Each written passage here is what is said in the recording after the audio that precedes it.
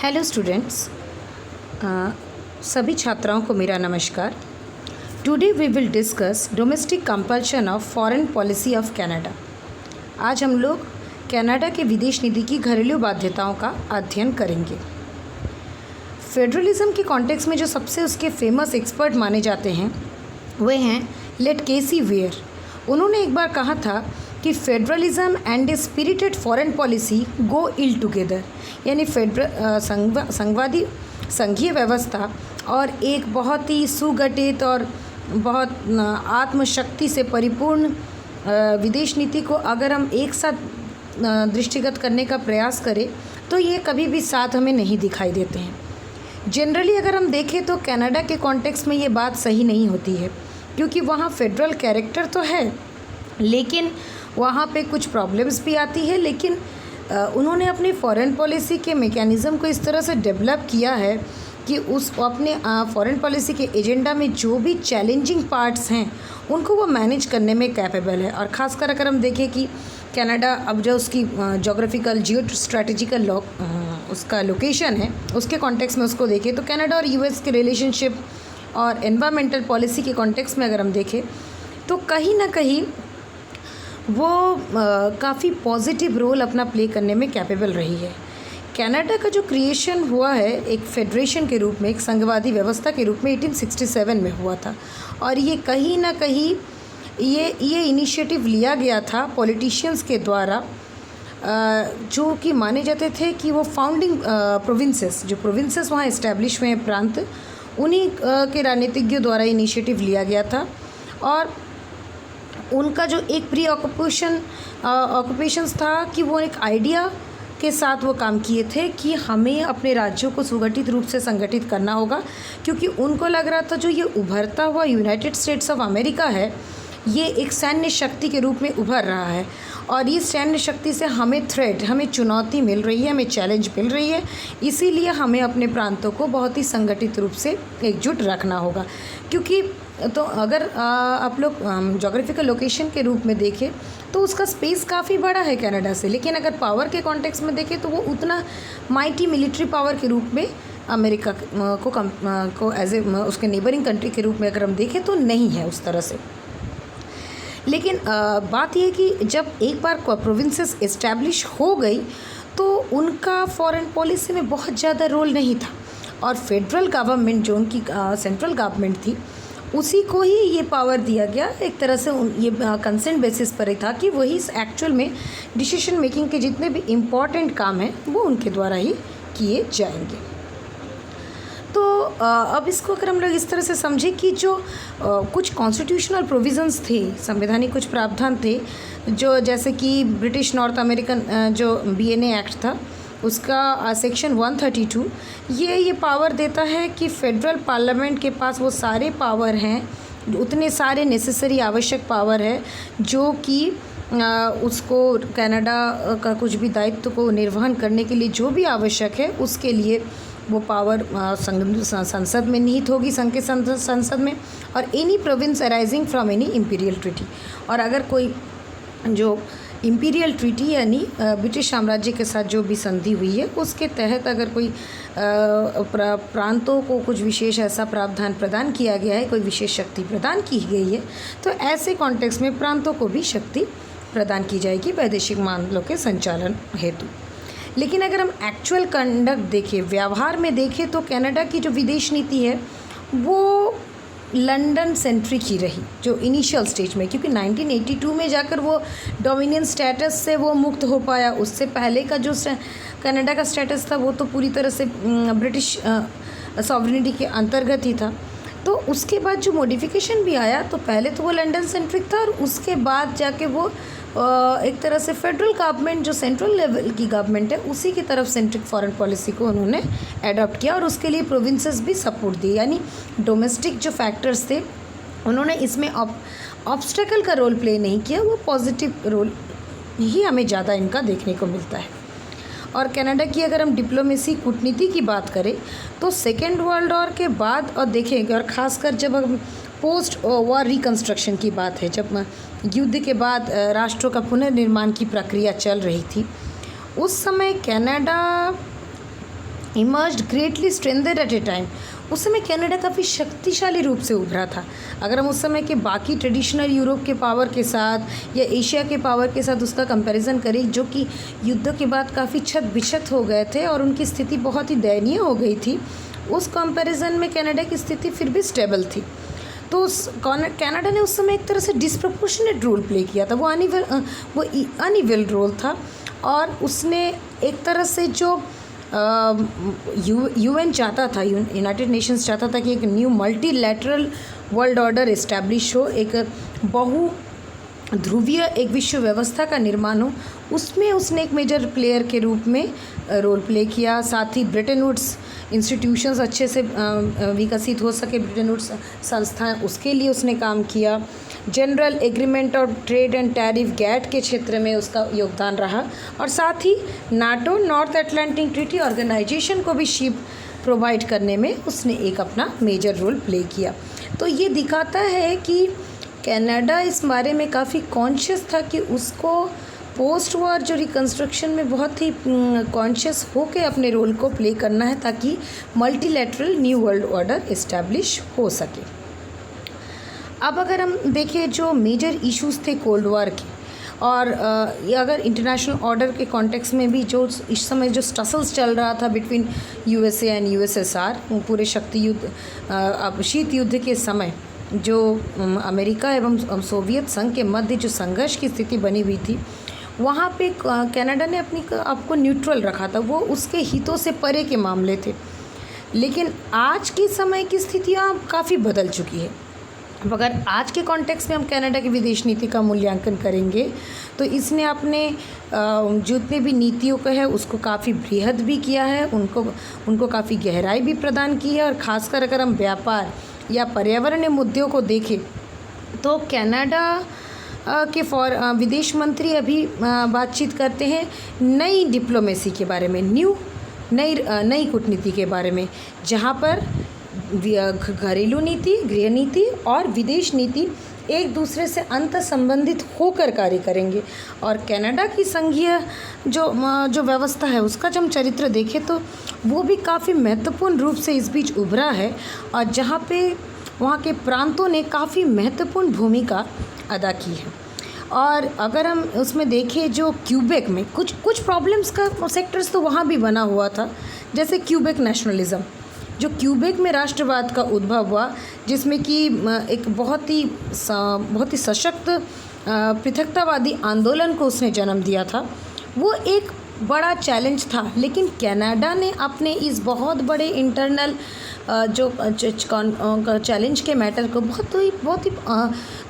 Negotiation based, dialogue based तरीके से sort out किया और इसको कभी भी एक बहुत बड़ा एजेंडा बनने नहीं दिया बाहर के प्लेटफॉर्म्स पर। ये यहाँ पर उसके डोमेस्टिक मतलब पॉलिसी के कॉन्टेक्स्ट में एक बहुत बड़ी जीत मानी जाएगी कि वहाँ के नेशनलिज्म से वो ना भयभीत हुआ और ना उसने उसको दबाने की कोशिश की और ना उसने प्रमोट किया, उसको मैनेज करने में वो कैपेबल रहा। और जितने भी एक्सटर्नल और इंटरनेशनल जितने भी चेंजेस हो रहे थे, इन सब का इम्पैक्ट कनाडा की अंतर्राष्ट्रीय एजेंडे पर भी पड़ रहा था और किस प्रकार से वो अपने विदेश नीति के मुद्दों का प्रबंधन करे और उसके प्रति उसका क्या दृष्टिकोण हो, ये तय करने में भी ये सारे फैक्टर्स बहुत इम्पॉर्टेंट रोल प्ले कर रहे थे। अब अगर हम देखें कि कनाडा की जो संघीय व्यवस्था है उसका कनाडा की विदेश नीति के एजेंडे पर क्या प्रभाव पड़ता है, तो अगर हम देखें तो वहाँ बाकी देशों की तरह ही कनाडा की जो विदेश नीति का जो एजेंडा है वो कई बृहद अंतर्राष्ट्रीय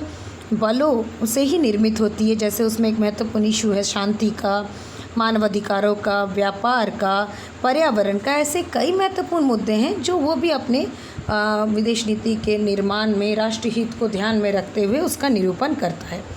और उसमें से कुछ इशू ऐसे हैं जैसे कि ऑफशोर बाउंड्री जो सीमा विवाद का इशू है, या ट्रांस बाउंड्री एनवायरमेंटल क्वेश्चन है, पर सीमा पर्यावरणीय प्रश्न है, जो which do rise in a very local circumstances. मतलब भले ये स्थानीय स्तर पर उत्पन्न हुए मामले थे, लेकिन इनका कनाडा की विदेश नीति पर काफ़ी ज़्यादा प्रभाव भी पड़ा है और इसने कहीं ना कहीं उसका वैश्विक स्वरूप, चरित्र कैसा होगा, उसको स्वरूपित करने में भी एक बहुत ही सिग्निफिकेंट रोल प्ले किया है, महत्वपूर्ण भूमिका निभाई है। और अगर हम कुछ भागों में देखें तो किस तरह से किस तरीके से वो अनकंफर्टेबल जियोपॉलिटिकल पोजीशन को वो डील करे, क्योंकि कनाडा की पोजीशन को उस तरह से बहुत स्ट्रॉन्ग माइटी पावर की तरह तो हम देख नहीं सकते हैं। तो अपनी बहुत कंफर्टेबल नहीं होने के बाद भी जो उसकी भू राजनीतिक अवस्थिति है उसको, जो कि वो एक जो उपमहाद्वीप में एक बहुत बड़े सुपर पावर के साथ वो साझा कर रहा है उस क्षेत्र को, उसको डील करने में कनाडा काफ़ी कैपेबल रहा है और सक्सेसफुल रहा है। और कनाडा ने उससे बचने के लिए, मतलब उसका माइटी डोमिनेंस ऑफ यूएसए से बचने के लिए उसने क्या किया कि अपने जितने गुट है, संवित है, उसके जो संबंध है उसको उसने विस्तृत किया। क्लब्स, उसने अपना ब्रॉडर अलायंसेस और क्लब को बनाए और इसके माध्यम से उसने क्या किया कि कहीं ना कहीं जो उसका पड़ोसी, जो एक अच्छा पड़ोसी जिसकी तरह हम कह सकते हैं कि अमेरिका को कभी कभी वो अमेरिका उस पर हावी ना हो, ऐसी सिचुएशन क्रिएट करने में कनाडा कैपेबल रहा। और अगर हम कनाडा के विदेश नीति के एजेंडे का जो बृहत स्तर देखें तो कहीं ना कहीं बृहद रूप से उस व्यवस्था के गहराई से देखें तो वहाँ की प्रांतीय जो सरकारें हैं उनका काफ़ी कम प्रभाव वहाँ की जो बृहद विदेश नीति पर मिलता है। जो व्यापक उसकी विदेश नीति है उस पर प्रांतीय सरकार या घरेलू जो कारक तो वही होते हैं, तो उनका बहुत अधिक इम्पैक्ट देखने को नहीं मिलता है। और वो मिलता भी है इम्पैक्ट तो वो पॉजिटिव वे में मिलता है। और उसका अगर हम विश्लेषण करें तो जितने भी वहाँ रीजनल यूनिट्स हैं और उनका क्या इम्पैक्ट है, जो क्षेत्रीय इकाइयाँ हैं यानी वहाँ के राज्य के कॉन्टेक्स्ट में, तो वहाँ की जो सोसाइटी है वो विविधीकृत प्रकृति की है और उसका जो फैलाव है वो काफ़ी बड़े क्षेत्र में फैला हुआ है, जिसके कारण कनाडा के अलग अलग भागों में हमें देखने को मिलेगा कि किसी विशिष्ट मामले के बारे में एक अलग ही प्रकार का दृष्टिकोण प्रचलित है। चाहे वो समुद्र पार जो सैन्य अभियानों में कनाडा के सैनिकों को जाना चाहिए कि नहीं, उनको कितना एंगेज होना चाहिए, या फिर व्यापार के संबंध में नीतियों की क्या प्राथमिकता, कौन सी वरीयताएं कनाडा को अपनानी चाहिए, सब मामलों में अलग अलग प्रांतों के देखने का नज़रिया अलग अलग था। तो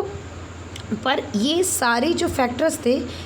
ये सबको मिटिगेट करने का या सॉर्ट आउट करने का या मीडिएट करने का काम कौन करता था? वो फेडरल पॉलिटिक्स करती थी कि संघीय राजनीति के अंतर्गत जो भी निर्णय लिए जाते थे वही सर्वमान्य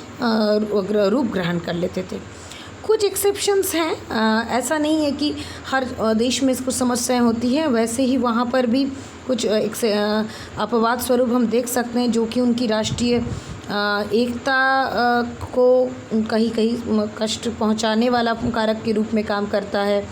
जो मुद्दा आता है कि क्यूबेक का स्थान, क्यूबेक का इशू, और क्यूबेक का कनाडा में क्या स्थान होगा और वो विश्व में क्यूबेक किस प्रकार से विश्व के बाकी राष्ट्रों के साथ डील करता है। क्योंकि क्यूबेक में क्या था कि लगातार सक्सेसिव जो क्यूबेक गवर्नमेंट्स थे 1960 के बाद से जितनी भी क्यूबेक की सरकारें बनी थी, वे अपना एक अंतर्राष्ट्रीय अपनी मौजूदगी और अपना एक व्यक्तित्व, अपना एक अलग छवि क्यूबेक का निर्मित करने के लिए लगातार प्रयत्नशील थे। और क्यूबेक की सरकारों ने काफ़ी ज़्यादा इन्वेस्टमेंट भी किया था रिसोर्सेस। अगर हम देखें तो इन्वेस्टेड लेवल ऑफ रिसोर्सेस, उन्होंने अंतर्राष्ट्रीय संबंधों के संचालन के क्षेत्र में जो संसाधनों पर भी काफ़ी ज़्यादा उनका इन्वेस्टमेंट भी किया था। और जिससे कहीं ना कहीं अगर हम तुलना करें, अगर बाकी सब नेशनल गवर्नमेंट्स हैं जो कि अदर फेडरेशंस में हैं, वहाँ पर इस तरह कोई किसी और संघीय व्यवस्था के अंतर्गत कोई, अगर उसके अंतर्गत कोई यूनिट है, वो उस तरह से मुख्य रूप से अंतर्राष्ट्रीय गतिविधियों में संलग्न नहीं होता है जैसा कि कनाडा के अंतर्गत क्यूबेक प्रांत ने गतिविधियों में संलग्न होने का काम किया था। और इसी कॉन्टेक्स्ट में अर्ल फ्राई ने ये विश्लेषण किया है कि क्यूबेक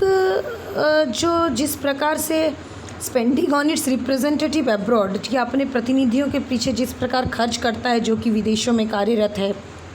या फिर उसके जितने भी अंतर्राष्ट्रीय कार्यक्रम होते हैं वो काफ़ी ज़्यादा बृहद स्वरूप के होते हैं। और अगर हम उनके पीछे होने वाले खर्च का आकलन करें तो हम देखेंगे कि वो जो यूनाइटेड स्टेट के जो 50 राज्य मिलकर अपने एक तरह से अपने डेमोन्स्ट्रेशन के लिए, अपने प्रोजेक्शन के लिए जितना खर्च करते हैं उससे ज़्यादा क्यूबेक अकेले करता है। तो कहीं ना कहीं क्यूबेक अपनी एक स्वतंत्र उपस्थिति को मौजूद मतलब दर्ज कराने का प्रयास करता है। अब क्यूबेक को अगर हम एक ऐसे इंटरनल चैलेंज के रूप में देखें तो क्यूबेक ने अपनी एक अलग उपस्थिति दर्ज कराने के लिए क्या किया कि क्यूबेक ने हमेशा अपना एक फुल टाइम, हमेशा के लिए एक मिनिस्टर को इंटरनेशनल अफेयर्स के लिए नियुक्त रखा, अंतर्राष्ट्रीय संबंधों के हमें एक मंत्री की नियुक्ति की जो कि एक बहुत बड़े विभाग की अध्यक्षता करता है और उसके अपने काफ़ी एक्सटेंसिव, उसके काफ़ी बृहद नेटवर्क्स हैं डेलीगेशंस के, उनके राजदूतों के, फॉरेन एम्बेसीज़ उनके इस्टेब्लिश हुए गए हैं और काफ़ी उसके ऑफिसर्स जो हैं वो पूरे विश्व में छाए हुए हैं। और क्यूबेक की सरकार कई तरह के अंतर्राष्ट्रीय कार्यक्रमों को भी स्पॉन्सर करती है। और अगर हम कल्चर देखें तो सांस्कृतिक, शैक्षिक और वैज्ञानिक सहयोग के क्षेत्रों में कई कार्यक्रमों को क्यूबेक की सरकार के द्वारा स्पॉन्सर किया जाता है।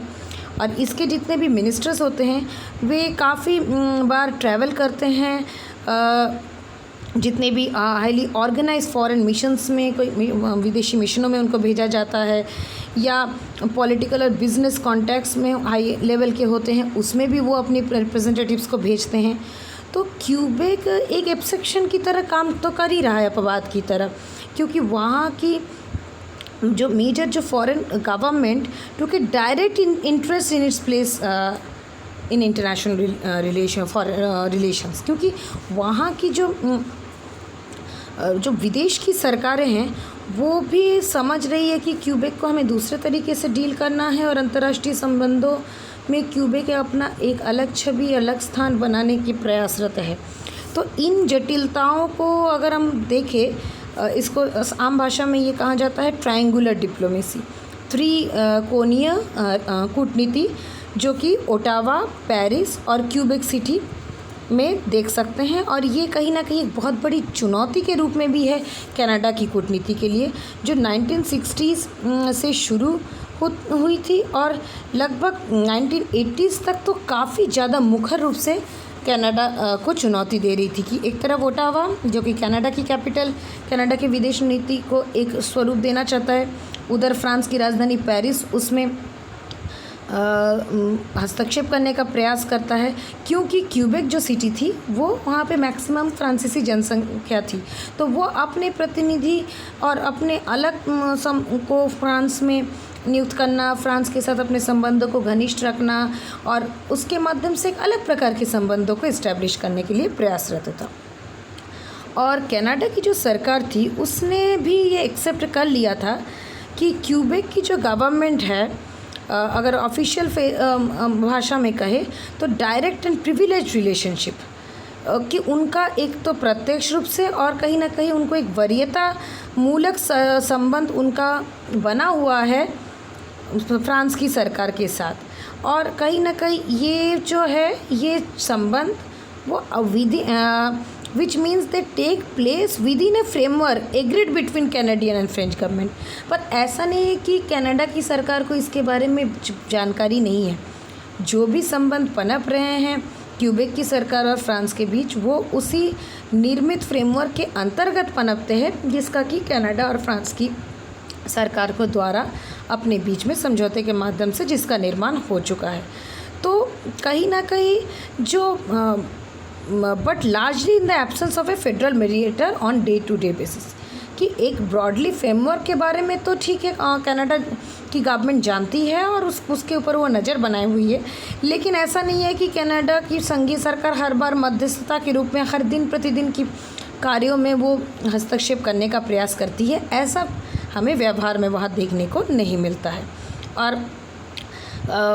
कुछ समय मतलब इस समय बीतने के साथ क्या होता है कि क्यूबेक का जो स्थान है वो अंतर्राष्ट्रीय कूटनीति के क्षेत्र में वो काफ़ी धीरे धीरे बढ़ता गया। अब वो सिर्फ ट्राइलेटरल कॉन्टेक्स्ट ही नहीं रहा, जो त्रिकोणीय संबंधों तक ही सीमित नहीं रहा, बाकी जगहों में भी क्यूबेक ने अपनी एक अलग उपस्थिति दर्ज कराने की कोशिश की। और कहीं ना कहीं जो एक सामान्य उद्देश्य कनाडा और फ्रांस की कूटनीति का रहा है, और विशेषकर अगर 1970 और 80 के दशक में देखेंगे तो वो एक ऐसा अंतर्राष्ट्रीय फ्रैंकोफोन समुदाय का निर्माण करना चाहते थे जैसा कि कॉमनवेल्थ का है, मतलब फ्रांसीसी लोगों का एक समुदाय इस प्रकार का निर्मित हो, जैसा कि कॉमनवेल्थ का हमारे पास एग्जाम्पल है। अब इस तरह के संबंधों के निर्माण करने की जो आवश्यकता थी, इसके लिए साझा रूप से ये बहुत आवश्यक था mutually satisfactory definition of Quebec's role. अब क्यूबेक की ऐसे ही समुदाय के निर्माण में एक बहुत महत्वपूर्ण भूमिका होती है, उसकी एक संतोषजनक भूमिका वो निभा सके, उसका क्या पोजीशन होगा, इसके बारे में भी उनके साझा हित होंगे, तभी जाके इस प्रकार का समुदाय के निर्माण का सपना पूरा होगा। इसको भी कनाडा अच्छी तरह समझता था और फ्रांस भी, इसलिए उन्होंने इस चीज़ को एक पॉजिटिव एंगल की तरह इसको लेते हुए अपना काम किया। और अगर कनाडा के चैलेंज मतलब कनाडा के लिए अगर क्यूबेक को एक चैलेंज के रूप में देखें तो इसका अगर सॉल्यूशन जो है वो यही है कि क्यूबेक की सरकार को एक सहयोगी सरकार की तरह पुटअप किया जाए, न कि उसे एक सदस्य सरकार की तरह पुटअप किया जाए।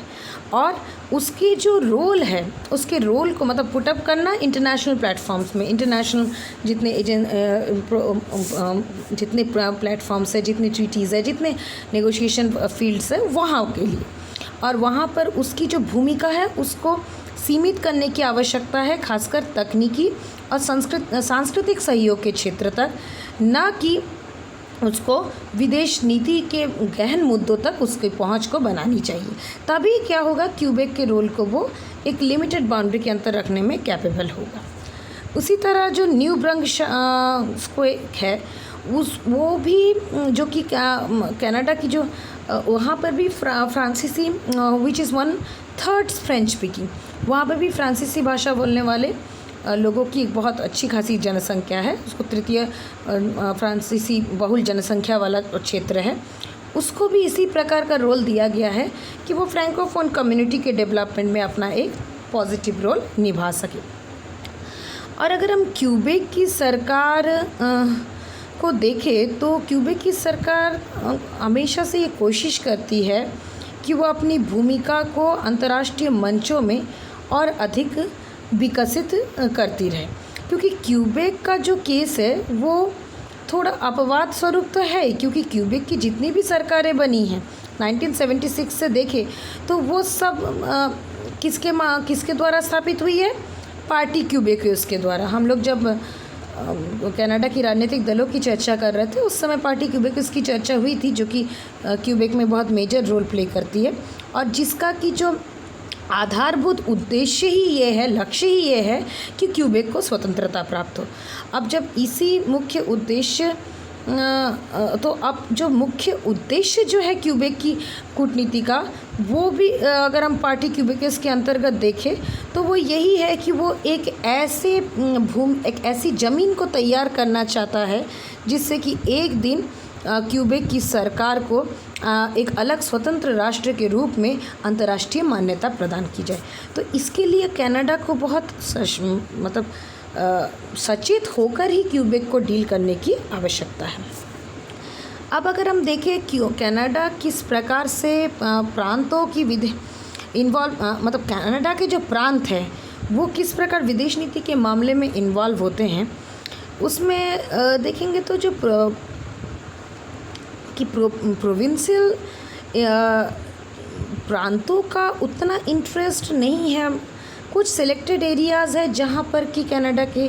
प्रांतों का फॉरेन पॉलिसी के मैटर में इंटरेस्ट है, और ख़ासकर जो दो एरिया है, जो एक तो व्यापार और दूसरा पर्यावरणीय मुद्दे, और इन दोनों में ज़रूरत मतलब आवश्यकता इस चीज़ की है एडजस्टमेंट टू इंक्लूड प्रोविंसेस, कि यहाँ पर समायोजित करने की आवश्यकता है, जिससे कि प्रांतों को भी इसमें सम्मिलित किया जा सके और उससे कुछ वार्ताओं तक पहुंचा जा सके अंतर्राष्ट्रीय प्रक्रियाओं का पालन करते हुए। इसके लिए कनाडा सचेत होकर कार्य भी कर रहा है। व्यापार का जो मुद्दा है वो परंपरागत रूप से ही विदेश नीति के हित के क्षेत्र में एक महत्वपूर्ण मुद्दा रहा है प्रांतों के लिए। और कुछ प्रांत तो अब वो इस प्रकार से विकसित हो रहे हैं कि उन्हें लगता है कि कुछ जो क्षेत्र हैं, जैसे कि विदेश नीति का व्यापार की नीति का क्षेत्र है, उनके कुछ माध्यमों में उनके कुछ पक्षों में उनको लगता है कि वो एक रियल एक्सपर्टीज़ उसमें वो विशेष दक्ष भूमिका निभा सकते हैं और कहीं ना कहीं उनके कुछ विशिष्ट हित है उसको परिलक्षित करने में भी ये एक मेजर रोल प्ले कर सकता है। तो अब बात ये होती है कि जो नई व्यापारिक नीति होगी, इसके एजेंडा में जो महत्वपूर्ण मुद्दे होंगे उसमें किसका परिलक्षित होना चाहिए। जो पास्ट में जो सक्सेस रहा है, पहले जिन मुद्दों में उन्हें सक्सेस प्राप्त हुई है उनको एड्रेस करे, उसको ही वो आगे आए। जैसे कि टैरिफ के मामले में एड्रेसिंग टैरिफ में वो प्रोविंसेस पॉजिटिव भूमिका निभाए हैं, या बॉर्डर मेजर्स के कॉन्टेक्स्ट में सीमा के मामलों में उन जो भी कुछ नेगोशिएशंस हुए हैं सीमा विवाद संबंधी, उसमें उनका पॉजिटिव रोल हुआ है। टैरिफ के कॉन्टेक्स्ट में तय करने की कॉन्टेक्स्ट में उनका रोल रहा है, तो उसमें कैसे वो एक मेजर रोल प्ले कर सकते हैं, ये एक मेजर फैक्टर है। अब अगर हम देखें कि एक्सपोर्ट के कॉन्टेक्स्ट में देखिए कि जो निर्यात है वहाँ पे लगभग जो कनाडा के जीडीपी का 40% है, वो 40% से ज़्यादा जो है वो ट्रेड जो है एक्सपोर्ट रिप्रेजेंटिंग और 40% trade is too important for province, वहाँ पर बहुत मेजर रोल व्यापार का निभा रहा है। तो कहीं ना कहीं वहाँ पर भी प्रांतों की भूमिका बहुत इम्पॉर्टेंट होकर उभरती है। अच्छा, इस पे आगे इश्यूज़ को डिस्कस करने से पहले मैं ये कहना चाहूँगी कि जनरली पेपर का जो पैटर्न रहता है उसमें आपका जनरल क्वेश्चन ही होता है, विदेश नीति के घरेलू बाध्यताओं का चर्चा करिए, और उन सारे पॉइंट्स को हम लोग यहाँ डिस्कस कर रहे हैं। यहाँ एक ब्रेक देते हुए मैं तुम लोग को ये कहना चाहूँगी कि तुम लोग इसको जो अपना पढ़ने के लिए, क्योंकि हिंदी में ऐसा सच कोई मटेरियल मुझे नहीं मिला जिसको मैं रिकमेंड कर सकूं, लेकिन सेकेंड ईयर में तुम लोग का जब कंपैरेटिव पॉलिटिक्स का पेपर था, कंपैरेटिव पॉलिटिकल इंस्टीट्यूशन, उसमें तुम लोगों ने वीकेश्वर प्रसाद सिंह, प्रभुदत्त शर्मा, फिर युवार घई, ये सब कुछ किताबें विश्व के संविधान के कॉन्टेक्स्ट में पढ़ी थी। उसी में अगर आप देखोगे तो उसमें कनाडा पर अलग से एक चैप्टर है, तो उससे तुम लोग इसके प्रिपरेशन कर सकते हो और उस बेसिस पर इसका आउटलाइन तैयार कर सकते हो। और मेरा ये मानना है कि इसके बाद हम लोग का एक मीटिंग हो जाए तो अच्छा रहेगा, जिसमें तुम लोग के जितने भी इश्यूज़ हैं जो तुम लोगों को लगता हो ज़रूरी है, एक तुम लोग अपना नोट प्रिपेयर कर लेना कि आईजीपी में किसी विषय पर अगर मैटर चाहिए, कुछ पॉइंट्स पहले से तैयार कर लेना कि ये डिस्कशन या इस पे कन्फ्यूजन बना है, ये क्लियर नहीं हो रहा है, मैटर नहीं है, या पॉइंट कुछ समझ में ना आए हो, ऐसे कुछ पॉइंट्स तैयार कर लो। और इस पेपर में भी कनाडा पाकिस्तान पे भी तो हम लोग अपनी एक मीटिंग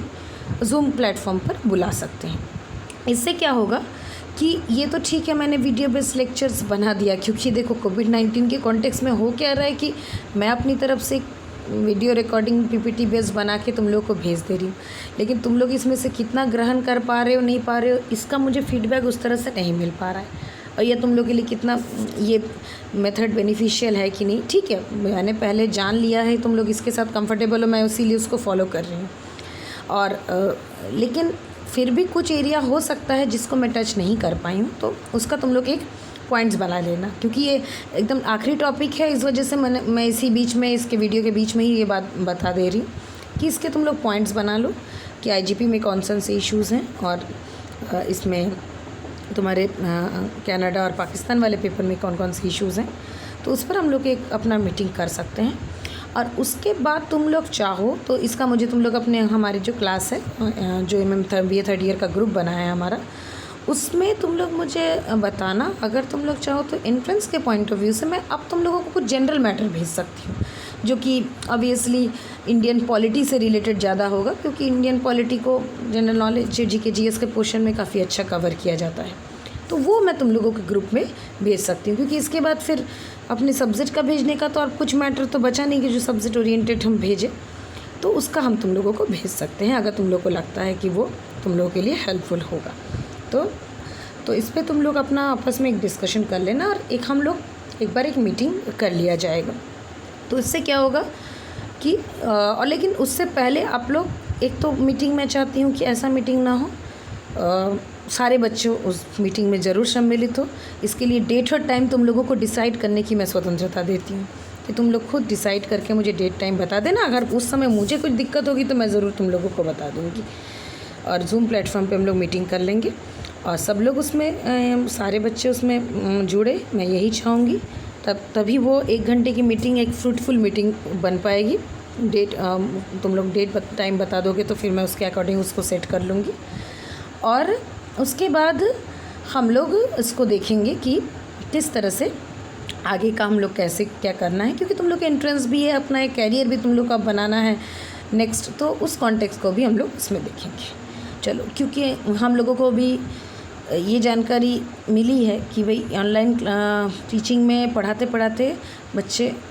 कंटिन्यूस लेक्चर सुन के एक थोड़ा सा बंद जाते हैं, तो बीच में थोड़ा ब्रेक देना ज़रूरी है। ब्रेक मैं इसमें किस तरह से दूँ, तो मुझे लगा कि कुछ जो दूसरी इंपॉर्टेंट चीज़ें हैं उसका डिस्कशन कर देती हूँ, तो थोड़ा ब्रेक हो जाएगा। Let's come again to domestic compulsion of foreign policy of Canada. अच्छा, can trade as a major issue, अगर हम व्यापार को एक मुख्य मुद्दे के रूप में देखें तो इसमें क्या है, हमें देखना होगा कि this need to involve the provinces was the first recognize in the significant way, क्योंकि ये देखना बहुत ज़रूरी है कि वहाँ के प्रांत जो है दिस नीड टू इन्वॉल्व, क्योंकि ये जो आवश्यकता महसूस हुई कि प्रांतों को कि उनको एक पहली महत्व प्रदान की गई, उनको उनके महत्व को स्वीकार किया गया, खासकर और वो महत्व को स्वीकार किया गया कनाडा के द्वारा, और इसीलिए गैट के जो टोक्यो में राउंड हुए, वहाँ पे जो वार्तालाप हुई, बातचीत हुई, वहाँ पे प्रांतों को भी एक महत्वपूर्ण स्थान प्रदान किया गया। और जब भी वहाँ पे संघीय जो ऑफिसर हैं वे कोई बृहद लेंथ की जो भी प्रोविंशियल काउंटर मीटिंग्स करते हैं, तो उनके बारे में उनके जो अपने भी संघीय जो इकाइयां हैं उनको भी उसके बारे में जानकारी रहती थी। तो अब अगर हम इसको देखें तो ये कनाडा यूएस के जो मुक्त व्यापार संबंधों की नेगोशिएशन वार्तालाप की बात है, जो कि एक तरह से क्वांटम शिफ्ट को दिखाता है। उसमें बहुत बड़े बृहद परिवर्तन को दिखा सकते हैं कि किस प्रकार से इन वार्ताओं को प्रबंधन किया गया है, और क्या जो संघीय सरकार है वो इस बारे में काफ़ी इच्छुक है कि प्रांत भी अपने स्तर पर और कार्य करें, और both to have the political support on a very decisive issue, कि प्रांत मिलकर एक राजनीतिक सहयोग प्रदान करे केंद्र को, और उससे क्या होगा, जो महत्वपूर्ण निर्णायक मुद्दे हैं उन पर वो सर्वस्वीकृति से पहुंच सके, क्योंकि उनका एक डायरेक्ट जो उनका दायित्व क्योंकि कई मामलों में क्या है कि हो सकता है कोई अंतर्राष्ट्रीय नेगोशिएशन कोई ट्रीटी हो रही है जिसका डायरेक्ट इम्पैक्ट किसी एक प्रांत पर पड़ेगा, तो इससे क्या होगा, उस ट्रीटी को क्रियान्वित करने में उस प्रांत की भूमिका महत्वपूर्ण होगी। तो अब उस दायित्व के निर्वहन के लिए बहुत ज़रूरी है कि उस प्रांत को इन्वॉल्व किया जाए। तो जो संघीय सरकार है तो वो इस बात को समझती थी और उसने प्रांतों को इस तरह से इन्वॉल्व करके काम भी किया। और जो संघीय सरकार है वो मतलब एक भाग ही उसका हम कह सकते हैं सफल रहा है कि वो was only partly successful in having the support of provincial government, क्योंकि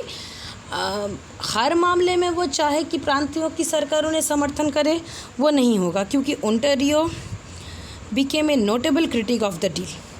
क्योंकि कभी कभी क्या होता है कि कुछ मामलों में उनको सपोर्ट नहीं भी मिलता है। जैसे ये जो Canada US free trade negotiation की अभी हम बात कर रहे थे, इसने काफ़ी परिवर्तन को दिखाया, क्योंकि संघ सरकार चाहती तो थी कि प्रांत उनका सपोर्ट करे और राजनीतिक समर्थन उन्हें प्राप्त हो, जिसके माध्यम से वो महत्वपूर्ण निर्णय में भूमिका निभाए। लेकिन जो ओंटारियो थी उसने इसका काफ़ी ज़्यादा विरोध किया, वो इस डील के पक्ष में नहीं थी। बट फाइनली वो सक्सेसफुल हुई संघीय सरकार, और उसने अपना इस प्रॉब्लम को सॉर्ट आउट करने की कोशिश की, और बाकी मुद्दों में भी जहाँ भी वो प्रांतों के साथ संघर्ष की स्थिति उत्पन्न होती है, और कई बार संघीय प्रांतीय जो बैठकें होती हैं ऑफिसर्स के बीच, कई ऐसे मामलों में भी वो अपने जितने भी बोन ऑफ कंटेंशन से इश्यूज़ हैं उनको सॉर्ट आउट करने में कैपेबल होती है। और कनाडा की जो एम्बेसी है वहाँ का, वो काफ़ी उसके क्षेत्र में काम भी करती है, इस क्षेत्र में, जिससे कि कनाडा वासियों के हितों की पूर्ति हो। और अगर हम देखें तो उसमें प्रांतीय सरकारों के हित भी सम्मिलित होते हैं। जैसे उदाहरण के लिए जो प्रांतीय ऑफिशियल्स होते हैं वे कई बार वाशिंगटन जाते हैं, और वहाँ पे उनके full time provincial relations officer भी वहाँ के एम्बेसी में कार्य करते हैं। ये ठीक है कि ये भी एक अलग बात ही कह सकते हैं कि संघीय सरकार